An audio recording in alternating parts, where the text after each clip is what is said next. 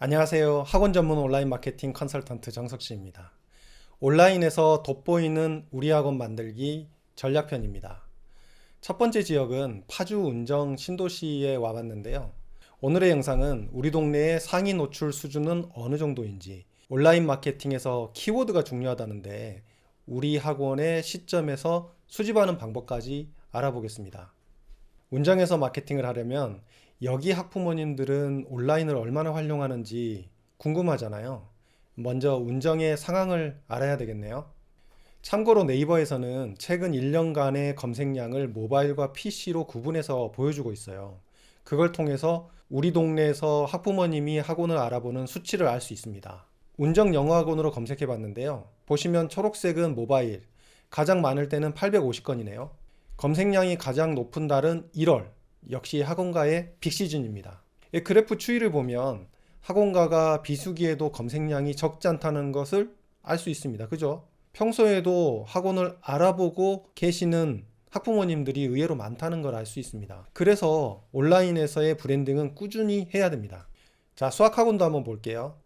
2021년 12월에는 모바일에서 640건, 아래 PC까지 감안하면 대략 한 800건 정도 되겠네요.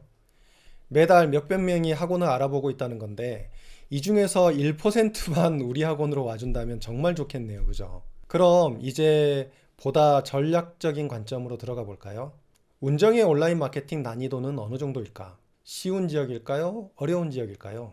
뭐 쉽지 않다는 것 같기는 한데 해보지 않고는 판단하기가 어렵죠. 그런데 저처럼 블로그를 오래 한 사람들은 상위 노출에 대한 감이란 게 있어요. 이게 경험에 의해서 만들어진 건데 키워드를 보면 이 키워드가 노출이 될 것 같다? 뭐 쉽지 않겠다. 뭐 이런 대충 감이 옵니다. 이런 감이 있으면 글을 쓸 때 굉장히 유리해요. 글을 쓸 때 이 키워드를 공략할지 아니면 다른 키워드를 써야 할지를 결정할 수 있거든요. 힘들게 쓴 글이 노출도 안 되고 버려진다면 정말 아깝잖아요. 뭔가 추이를 파악할 수 있으면 도움이 될 텐데 뭐 그런 게 있을 리가 없고, 그래서 제가 경쟁 난이도라는 것을 그냥 임의로 만들었습니다. 객관성이요? 이런 건 없고요. 상위 노출이 가장 힘든 곳이 대치동이니까 5점을 기준으로 해서 그 밑으로 껴맞춰 봤습니다. 경쟁 난이도를 알면 세팅과 운영 전략이 달라지기 때문에 기대하는 성과도 달라질 수 있어요. 그게 지역에 따라 전략과 전술이 달라질 수 있다는 뜻입니다. 어쨌든 제가 생각하는 운정의 별점은 4점. 뭐 상위 노출이 쉽지는 않은 지역이다. 뭐 이 정도로 이해하시면 되겠네요. 다음은 우리 학원의 홍보 키워드를 찾아라입니다. 온라인 마케팅에서 키워드 정말 중요하죠.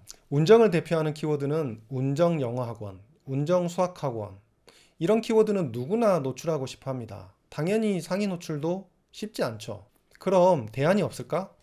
그래서 우리는 다른 키워드도 찾아보기로 해요.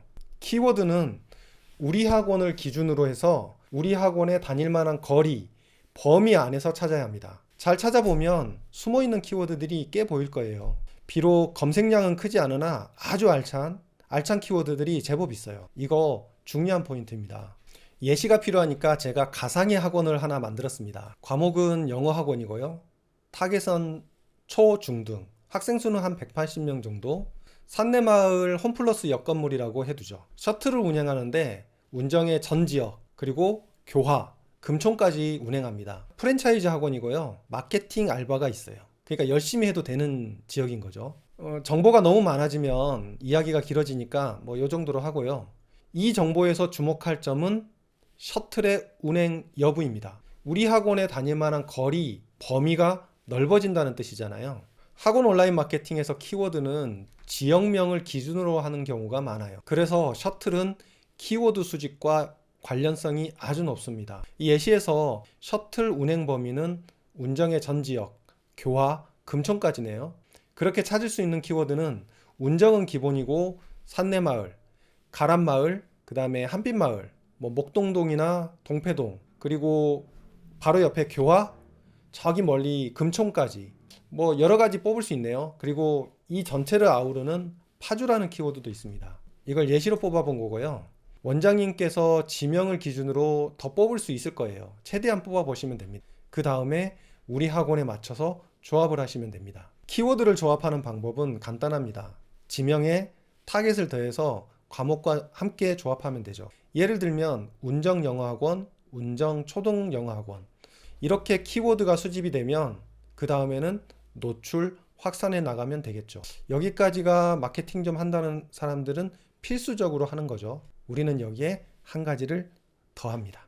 대부분의 학원들이 노출에만 신경 쓰고 있을 때 끌림이 있는 컨텐츠를 더해보세요. 관심을 가지는 학부모님이 훨씬 늘어날 겁니다. 생각해 보세요. 학부모님 입장에서는 이미 노출된 글, 이미 노출된 학원들로 비교를 하고 있을 거예요. 근데 판단이 쉽지 않아요. 우리 애를 잘 가르친다는 느낌이 와야 되는데 대부분은 상위 노출에만 신경 쓰고 있지 그런 콘텐츠를 만드는 학원이 많지 않아요.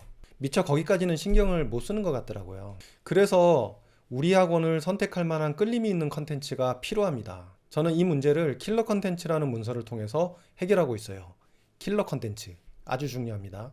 킬러 콘텐츠를 중심으로 블로그를 비롯한 다양한 채널들에 세팅하잖아요. 확실히 학원 상담이 편해집니다. 정말 좋아져요. 학원 상담이 편해졌다는 얘기는 제가 예전에 다른 영상에서 다뤄본 적이 있는데요. 학원의 온라인 마케팅의 성과가 원생 증가 뿐일까?